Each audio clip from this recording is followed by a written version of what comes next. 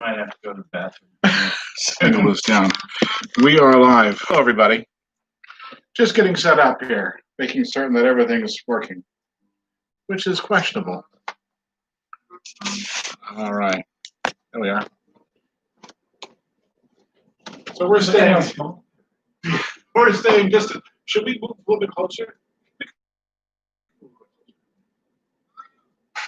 Let's move. No more shoes. That's right. This is live. This is a how-to move a table video.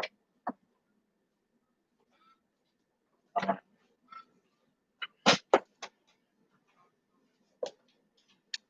That's good. All right.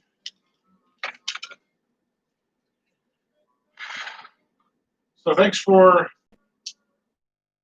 watching. What we're doing tonight. Is anyone watching? Someone's watching. Sorry. Someone's watching. Someone will watch this, hopefully. We'll find out. This is take 2 of learning how to live stream. And yeah, you're looking good. Oh, look at the brightness. That center of the picture. It's okay. That's okay. It's okay. All right. I'm fine with it. Yeah. I'm fine with it. So, You're the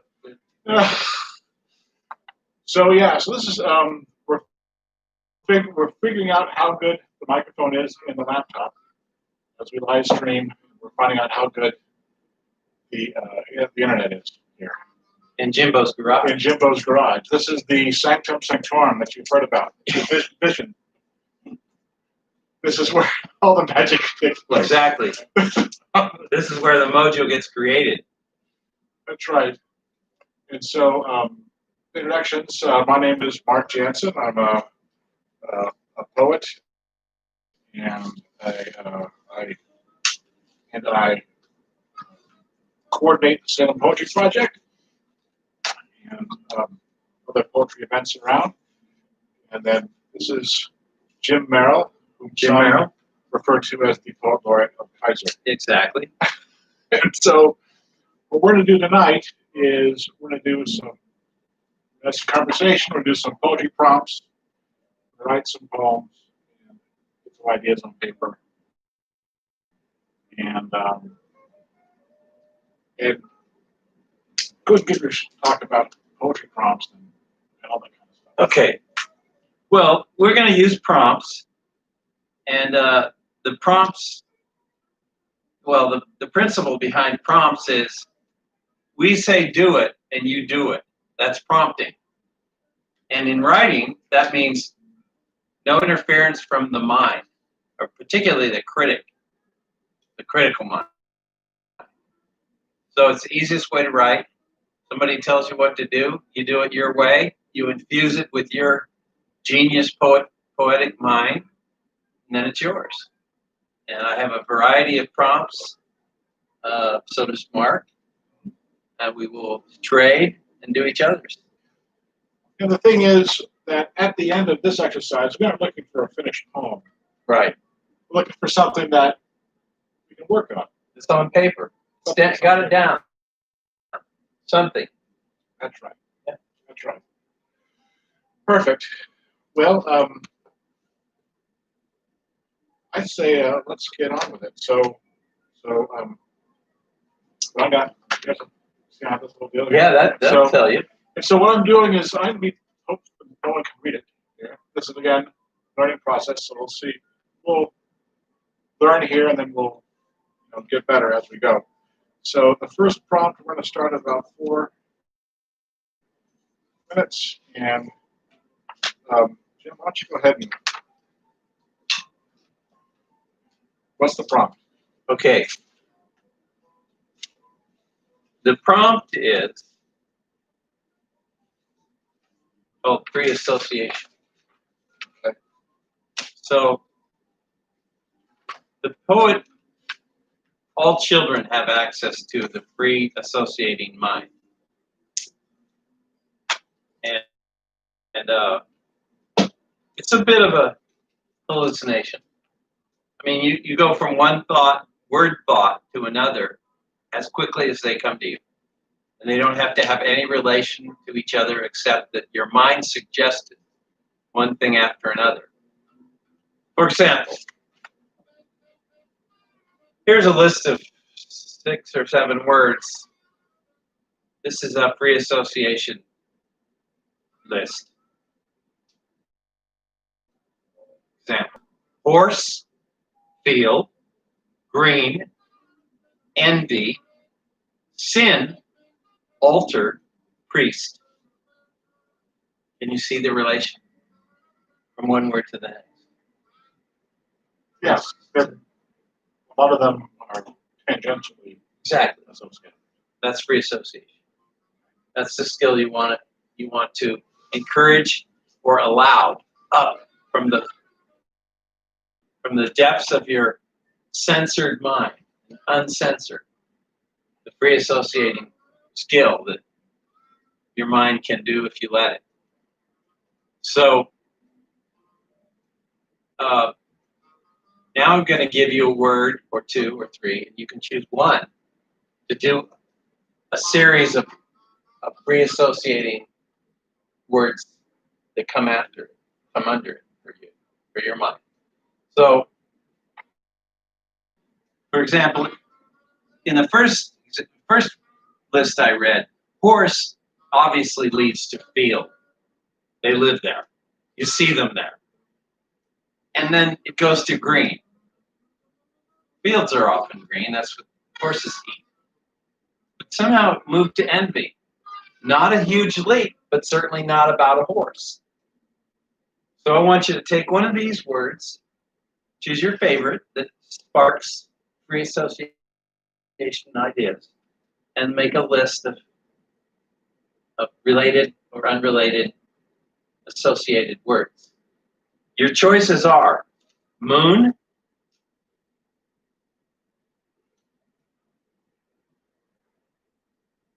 or rose,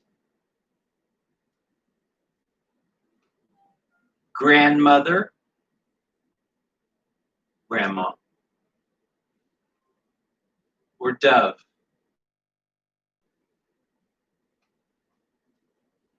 So when we make this list of associated words, is there a next step, or is that are we just making a list of associated words, Well, or is it a secret? it's not a secret, and it is only a step on the road to a poem. For example, the list would be probably 1 or 2 words, 1 word or at most a phrase in your list. Probably 1 word, just like horse, field, green, envy.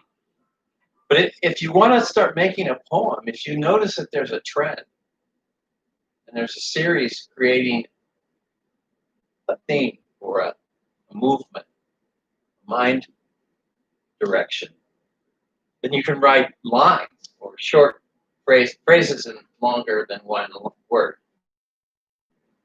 And then it becomes a poem. Okay.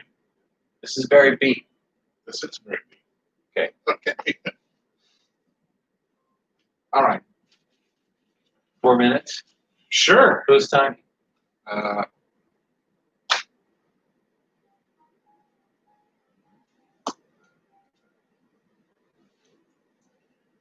Sure. Okay.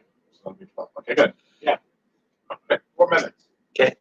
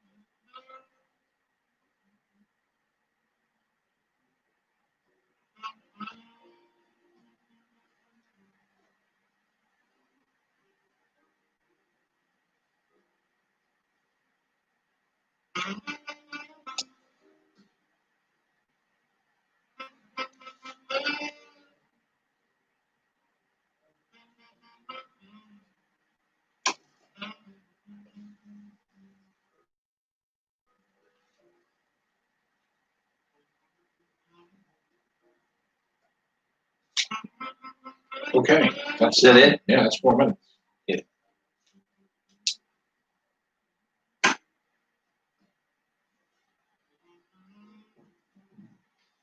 So, you ready to read? You got to read this. Sure, I can read this, but this is just kind Not of a like poem. it's not a poem. No. It's a list of items. Right. The workings of your mind prior to edit. Which yeah. So here's the list that I came up with. This is the list of items by free associate from Moon. Yeah. Sliver, silver, crater, Earth seen from the moon, communion wafer, hail, wolf, harvest, harvesting hops,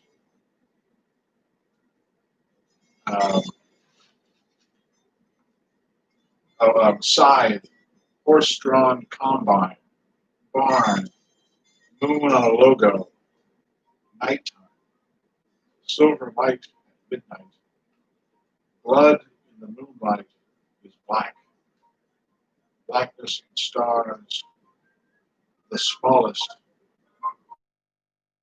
aged, old thoughts. Brilliant. I would call it Harvest Moon, but it's not mine. But you got a lot of harvest out of that. That's right. That's what the association took. But you didn't stick with one thing. You didn't get No. stuck. No, I didn't get stuck. Yeah. Is the idea to hopefully get stuck? No, not at all. If your mind takes you in a direction, and it evolves or it manifests that direction, that's not stuck. That's progress. That's movement Okay. of the mind, the free mind. Okay, I did Dove. Okay. When doves cry, Prince plays, and Diana dies in the back seat, running down the highway. Eagles fly down Highway 1 to Scammons Lagoon or the Hotel California. Lizards squat on rocks doing push-ups in the sun. Punta Gorda, fat tip of the peninsula, leads to Cabo del Lucas, the boy I knew in school who was left at Walmart for another set of parents to find. You'd have to be me to know all those to get those associations. Sure. No, but they make a kind of logical association. Yeah. When doves cry, that's a Prince song, isn't it? Yeah. All right. Yeah. I don't know Prince's career, but I know a few songs. I know the Eagles. I know Cabo. I know Hotel California. So you know Eagles better than Prince. Mm-hmm. Do you know Prince's music? No. Not worth knowing. You know, people love him. But he just wasn't my No, cup of tea. me either. Okay. So here's something. Okay. So I'm gonna look at here and put this thing on there. Ready prompt two. Running prompt 2.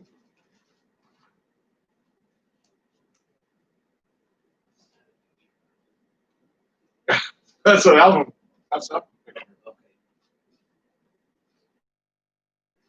All right. Here we go.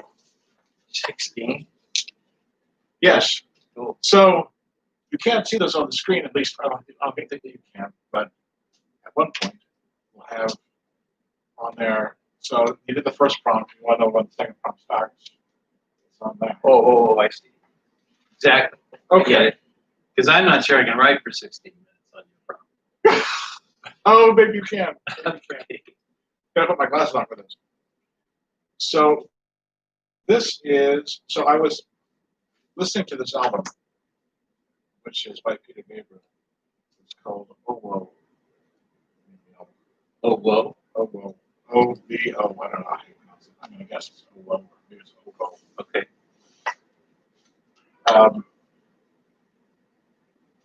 And so it's got a song in here called Father Son. Have you heard that one? You told me about it. Okay. So I'm going to read the lyrics to Father Son, and then we'll write a poem about our fathers. Excellent. Is that a good enough? That's a good topic. Okay. And I'm not saying it's like that I know what to write. I'm just saying Yeah. it's meaty. It's worthy. Okay. So if you haven't heard the song, you want to listen to it, find it on YouTube. It's a wonderful song. This is his song, Father Son. I'm going to read the lyrics. I'm not going to sing it. Okay. Good. Father, Son, locked as one in this empty room. Spine against spine, yours against mine, till the warmth comes through. Remember the breakwaters down by the waves? I first found my courage, knowing Daddy could say, I could hold back the tide with my dad by my side. Dog, plows, and bows, we moved through each pose, struggling in our separate ways. Mantras and hymns, unfolding limbs, looking for release through the pain. And the yoga's eyes are open, looking up above. He too is dreaming of his daddy's love. With his dad by his side, his dad by his side. Can you recall how you took me to school? We couldn't talk much at all. It's been so many years, and now these tears. Guess I'm still your child. Out on the moors, we take a pause, see how far we've come. We're moving quite slow. How far can we go? Father and son, with my dad by my side, with my dad by my side, got my dad by my side. Okay. So that's his deal. Dad's a big subject.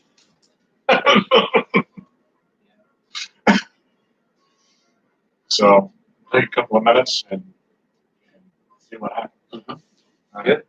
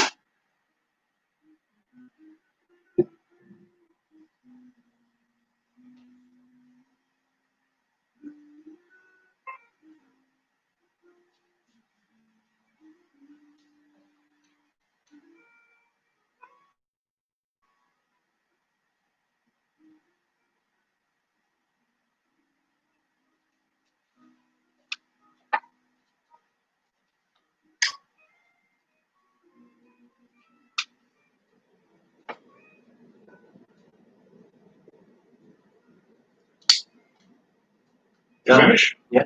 All right. I finished too. Well, Well, I don't know if I it finished. came to an end. Yeah, it came to a stop. Right. So you go first and I'll. Okay.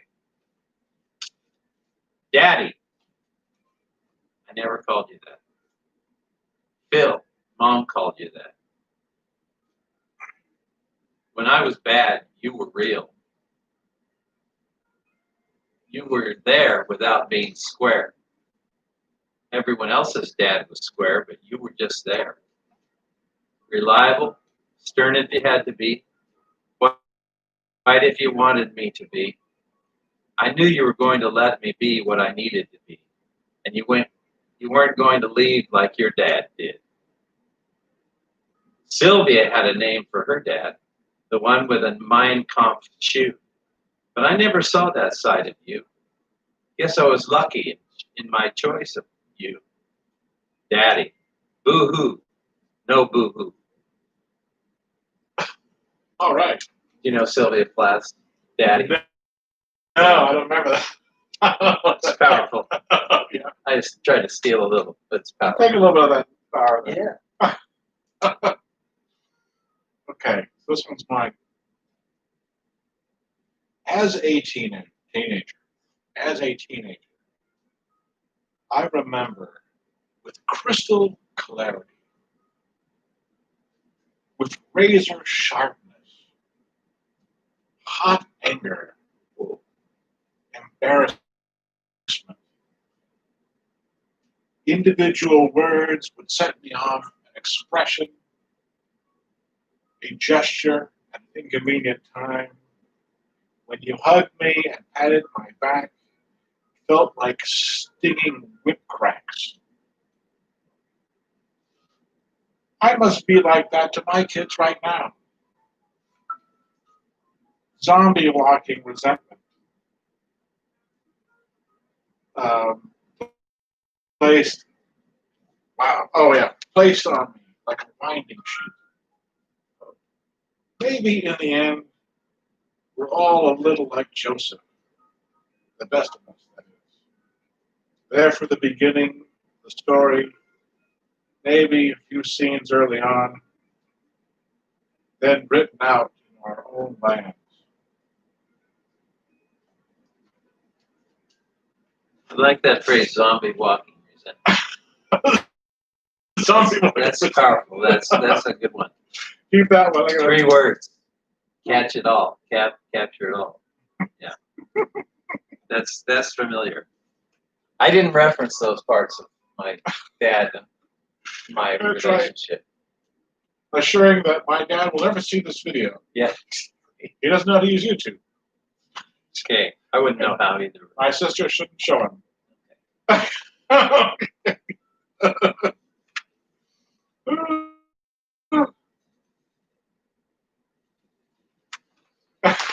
Okay.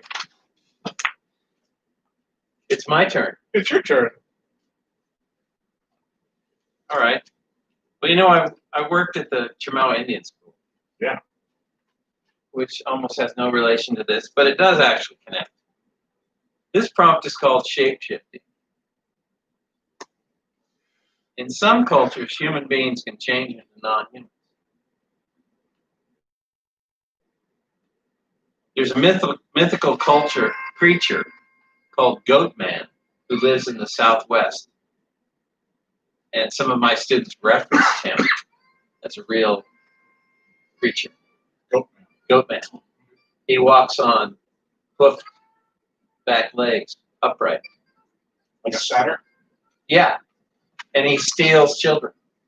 Really? if they're left unattended, if their parents aren't good parents, they're not aware that somebody might jump out behind a bush and take the little critters away. Really? Yeah. Okay. Just like that kid I referenced in my first poem about his parents left him in Walmart to see if he could find more different parents. That really happened. Okay. He steals young children if they're left alone, vulnerable, or unprotected. So the question is, can you shapeshift? Would you? Or do you harbor a secret belief in Sasquatch, Loch Ness, aliens, Yeti, or Bigfoot? And in any case, in your imagination, shift into another creature, non-human, and describe your day or your little adventure. Shapeshift. Okay.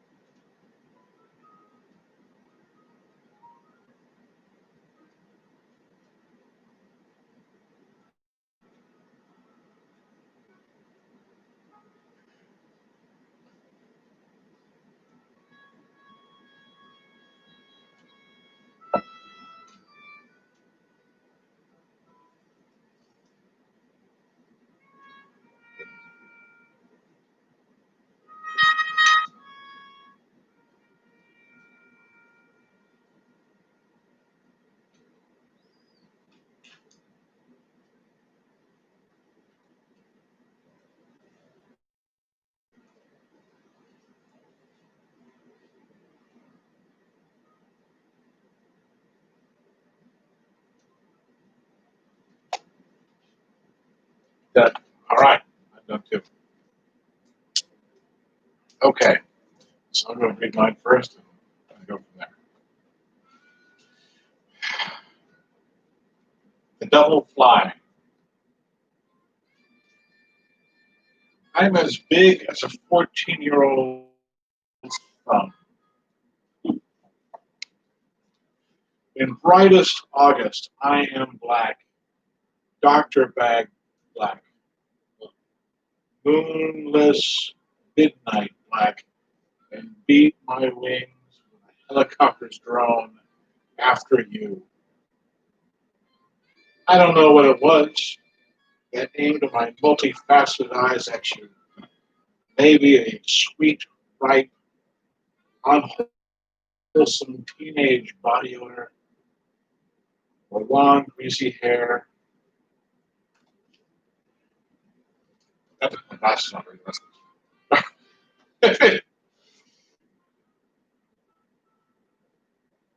um, wow, I really cannot read my own writing. Anyway, long, greasy hair that made me that made me fly towards you.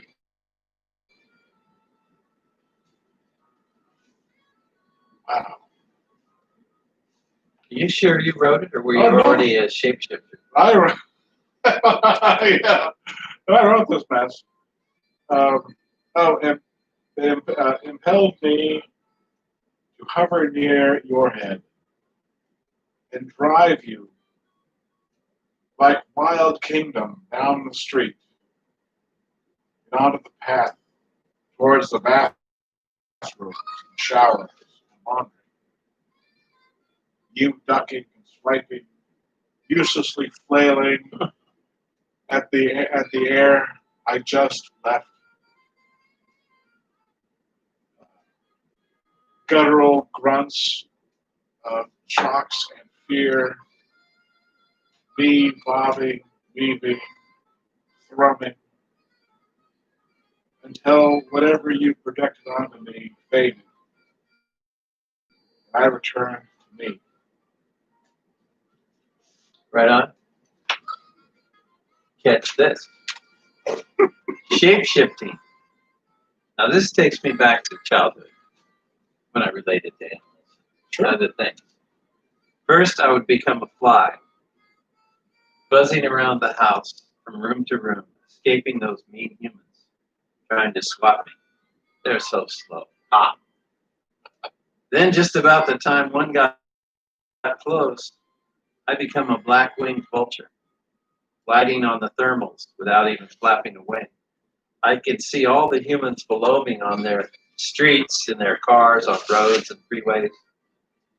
And then I spy a mole or a gopher, and I think, I could dive for that tree. But I'm up here too high, and I'm a vulture, not a hawk. I like to eat dead things, already cooked by the sun, or splayed out flat on the road with easy morsels of meat to pluck freely.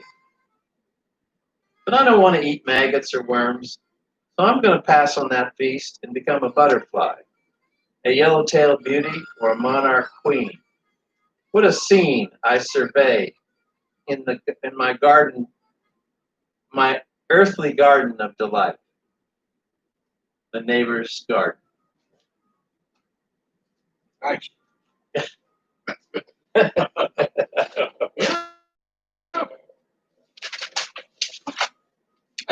That's two each, isn't it? That was, you did two and I did one. Oh, okay. I got one more. Okay, good. All right. So, Jack Kerouac. Right on. Tell me about Jack. Well, Jack was my grandfather, and but only spiritually. Actually, I didn't know Jack at all. He is the father of the Beats. He ended up as an alcoholic, but he was the true Zen beat writer who wrote Free Association, Shot from the Hip, and made it all work out. One time he wrote a whole book on a he had a roll of paper. Right. Like butcher paper. Yeah, he would just typed it into the typewriter, and it came out in yards. Yeah. I think that was the Dharma bums. Yeah. And so he had a working man's familiarity with Buddhism and the theory of the common man reaching kind of a universal peace with the present. No need to work for a better living. You're in the heaven now, if you can see it. And of course, this was during the 50s when America was in the throes of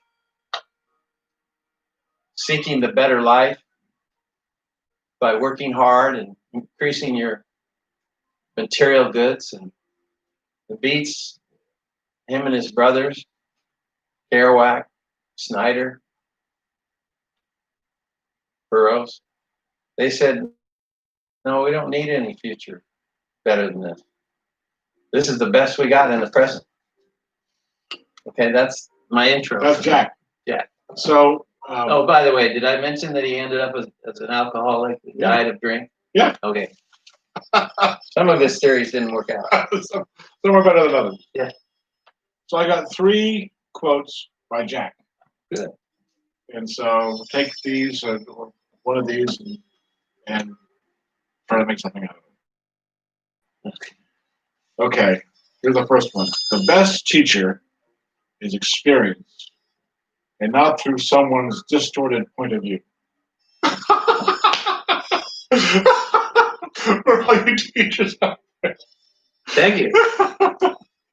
Did you tell your wife about this? No. Okay. Here's the second one. Happiness consists in realizing it's all just a great, strange dream. That's Buddhist. That's what the Buddhist. Here's another one, semi-Buddhist probably, which is houses are full of things that gather dust. Yeah. Ginsburg said that in America, people sit in their living room and look around and look at things they own, and that's the point of what you buy is you get to look at what you bought. Could be. Yeah. Yeah. I'm not quoting very well. That's what Americans were doing when he was active. So I'm gonna have to put the time on. We started this, so I'm gonna put my time on. Okay. So I'm gonna go back. There we go. Okay. All right. Do you need those repeated, or you got them? You know which one you like? I think so. The 3 at the bottom there.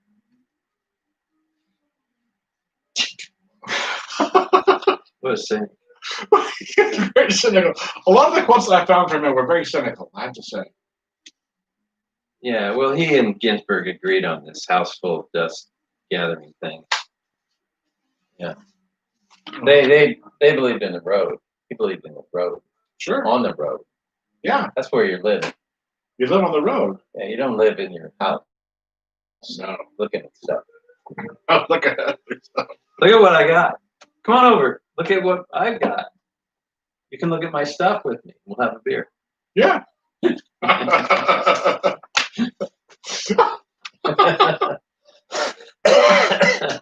Okay.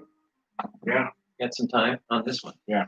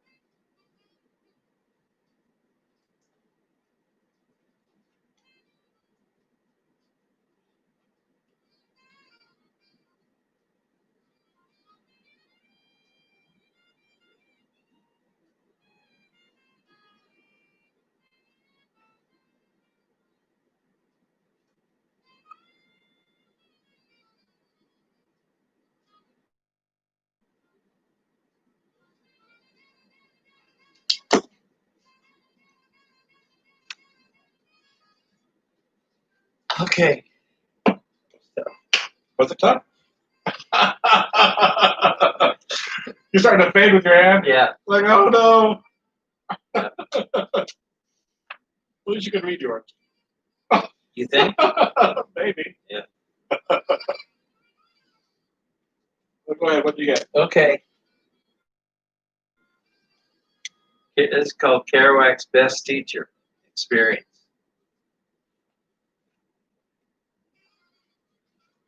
First, I got wisdom in part. Sure. We have nothing but experience. When you think you have something more, remember what you really have is only experience of thinking you have something more. That's your experience. Did you get that? You sure? 'Cause you might not have got it. I'll read it again. Yeah. We have nothing but experience. When you think you have more than something more, remember, what you really have is only the experience of thinking you have something more. Right. Okay. Yeah. And that's your experience. Yeah. Okay. Today I took a ride on my bicycle. I'm not sure what it taught me. But here's a couple of possibilities. First, I forgot my gloves. So my hands got really cold. It was literally freezing outside today. So the best teacher was my experience of the pain from cold air on my fingertips. There's proof. Experience is the best teacher. Next, near the end of the ride, I saw some people unloading their house full of junk or stuff. They were loading it into a big square box in their driveway. It looked like a dumpster with a roof. No, it was bigger than that, more like a railway car. And it had a quote painted in blue on it, which said the blue box. And it said, never visit a storage unit again. I'm not sure how you could avoid that with this box unless you leave it in your driveway and only visit the blue box when you need something in there. That's all I learned, but I learned it in the experience of my bike ride today. All right. Good. All right. That's it. That's the wisdom I got out of it. That's great. Yeah. All right. This is what I got. If I can read it. Okay. So I used the quote, houses are full of things that gather dust. There was a National Geographic series of photos where people pose with all their stuff outside of their houses. Yeah. Oh, outside of it. Yeah. Put out in the yard. We put it out in the yard. Yeah. Or on the street. I think I saw that sometime. People from interesting places. Oh. Nepal, Right. South Africa, Yeah. Mexico, Texas. Oh, there's a weird place too. I suppose I should make a value judgment here about these Texans for having as many TV sets as beds. But what the hell? We're not Bedouins. We're not packing up because Genghis Khan is on the horizon. Yeah. Buy another TV set. Who cares? Fuck you, National Geographic. You communist bastards. If we had it your way, we'd be wearing grass skirts, living yurts in a Minnesota freeze. Okay. So buy your cheap Chinese crap, fill up your garage, and when you die, let your kids take care of it. Here ends the sermon. Now pass the plate. Wow. You kept in line with the cynicism of the spirit of the Kerouac. Yes. Yeah, got it. Okay. Profound. That's some profound shit there. I don't know if it's Oh my God. My feet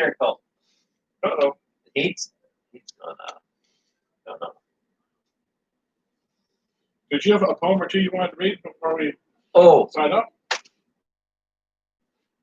oh, yeah. This is my buddy Randy, who you know almost as well as I do now in LA. He Yeah. he discovered the myth of Sisyphus, Okay, yeah. Yeah. and he recently. Oh, really? Okay. And I'm walking in front of the camera, That's okay. and my nose is running. Uh-oh. And so he got on this kick where he was finding Camus or Sisyphus everywhere. Sure. Sisyphus is everywhere. And I sent him some stuff that I had written that included reference to Sisyphus.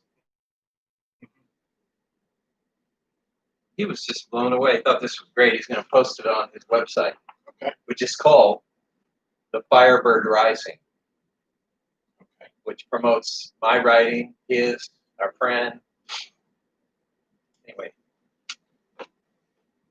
this is called After Reading Camus' Myth of Sisyphus in 1969. Okay. It wasn't written in 69. This is that experience. I was running downstairs. What was I thinking? I wasn't. I was acting on a whim and a mission. 24 hours a day, pack more living into every hour, stay as wide awake as possible, force the issue, push the river, explode the cliches, crush that old demon death before he crushes you, like a huge stone rolling downhill over you, as he surely will in the end. As I was saying, I was leaping, bouncing, bopping, dancing down steps in my college dorm stairwell. In order to skip 3 or 4 at once, save time and space, I jumped too high, hitting my skull on the inverse shape of the stair above me, cracked my head like an egg on concrete, the straight edge. I crumpled, out cold, bleeding in a heap. Someone found me later, but there's more. I had been slipping off center, universe tilting, staying up all night, sleeping something like 3 or 4 hours a day, 7 to 10 a.m. It seemed enough. No need to read ahead for class. Takes too long. Just listen to the lecture. I was repeating phrases to myself that betrayed my wavering sense of self-control. Whose life is it anyway? Remember that movie? I'd ask myself, caught in a dust devil, a whirlwind of change. I'd tell myself, or everyone who would listen. I surely didn't feel like me anymore. I had returned to college after freshman year, summer at my father's second marriage pad. I was troubled. I didn't want to be at college. I didn't want to go to war. It was 1969. I didn't have a choice. There you go. Very good. He liked that piece. It's kind of deranged, but that's the point. All right. This one's called 7 p.m. Clear Lake Elementary School Field. Yeah. Have you written that one? No, but I know you've been an umpire, referee there. So this starts with a quote from Pele, the great Brazilian soccer player. Yeah. He said, "Everything is practice. Everything is practice. Yelling, the laughs that slap back like barks from the blank school wall. Peak socks, shin guards, studded shoes. An exposition. Goals are hard to see. An attempt as the sun disappears to engage with elegance. This evening is a story scribed in sinew and air. Some people say it's a dance. It is not. They say it's a gentleman's agreement. It never was. Communist Manifesto. It was a drama. All the richness and disappointment of any that graced the globe's holy stage. thoughts track systems, a kaleidoscope of movement from dust to mustard. This rising is progress hidden inside kinetics. Excitement by training, learning, and love. Perform as an individual, act as a whole.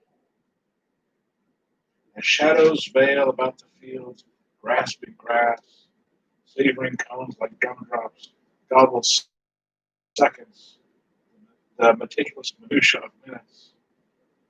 These rushing shadows, these giants, these wonders of air that cleave lines through the tree branches, and pass over rooftops, leap into each other and out again in feral systems of contest, ignore the orb's insistence on ending too soon. Our business is motion. It is action, movement, everything about us, from living blood vessels, arms for balance, predatory eyes set to calculate the imperceptible shifts of hips to address the next action, toe in, toe out, instep, outside, turn and burn, bump and run, trap, decisions, merry reactions, composes a line and turf from simplicity to sublime and return. These fourth grade girls will be in fifth next year, then sixth, then birds. Darkness is only another example of the sun's cruelty, making us shadows moving across the tops of fences. This scrimmage could go on forever. We could explore geometry, the Venturi effect, order and chaos, Frederick, the power of a well-conceived denouement. If Saturday is tomorrow, Saturday is almost today, or might as well be. And this grist of girls remember and forget everything. And maybe realize in some sainted hallway, far, far away, even on the most important day, everything is practice.